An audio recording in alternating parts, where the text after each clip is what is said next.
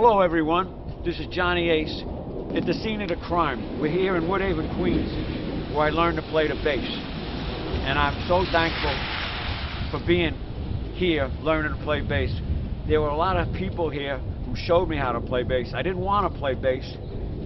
At the time, it was winter and I was selling hot dogs at Shea Stadium. And I did not want to play ball. This used to be a schoolyard here, PS 58.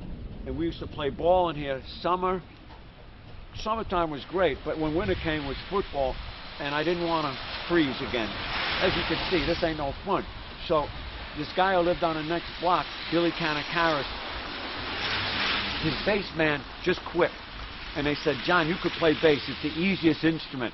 I said, Billy, I don't want to. He goes, nah, we need you. You got to do it. So he dragged me on the train, and he made me buy a bass. We got it down on 48th Street at Manny's. So it was a $40 bass. Al President down the block at Justice had one. Same bass called Marvell bass, or Marvel. Yeah, it was great. So all these guys in the neighborhood would show me certain little things. Al President would. This guy, Matthew, would show me stuff. And I practiced down in that basement, and up on that second floor is my bedroom. And I practiced there. And I practiced with the guys. I had Billy's basement was down there on the next block, 77th Street. And we played in the basement for about 6 months. What I didn't say is music was all around. There were great singing groups, the Admirations, Bells of Rosarita. They had just great singing groups all around. So music was all around, but that was changed because the Beatles came in. So the guys got me in this rock group, and I didn't even want to do the rock. I wanted to do the old singer group stuff, but they didn't want to do that.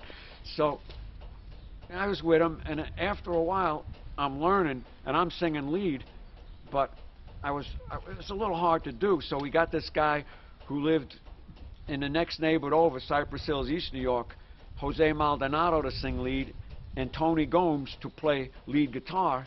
And we called ourselves United Popcorn Federation. And I remember we played the talent show over at Lane High School, and we won. We did a song, Hey Gyp, by Eric Burden and the Animals, and we did another song that Jose wrote, or I can't remember. So we won. And then I didn't really want to play rock and roll after that. I just didn't like it. And it was winter time, and this guy on Jamaica Avenue, his name was Matty Peluso, he said, look, Johnny, you should play this kind of music, blues. And he played me Paul Butterfield's first record. And then he played me Elmore James. And he played me a B.B. King album, too. And I said, yeah. So then Matty would show me certain things to do. And I'd listen to the records, and I just picked it up. And it all worked out real good. How you doing? And so that worked out really cool.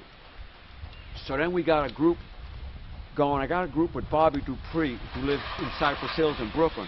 And see, 3 blocks over is Brooklyn, so it's all a conglomeration over here. And Bobby and me started playing with some guy in East New York, Anthony Capone. He lived on Atlantic Avenue, and would practice down in his basement, and this other guy, Fred's house. We had a guitar player. This guy Frankie Flute, we used to call him. And we practiced down there. Then finally, and Ernie Alexander on drums. And we would start gigging, and we started getting a little good, and it was really great when we played with Muddy Waters over at Angano's in the city, 3 nights. And that's when that happened. That was in 1970. So we started in 67, and right then we figured, this is really cool. And then we were thinking of going to Chicago, Bobby and me, but we just didn't want to. Bobby goes, you'll have to cut your hair, and it's going to be rough down there. I said, well, it's rough here. He goes, well, there's more gangs there. And we just never went to Chicago. I kind of regret it, but I am very grateful to be friends with all them people who were in this neighborhood and in Brooklyn. And from them days to now, I'm still loving what I do, and I love to play blues. And I'm very happy to be alive now.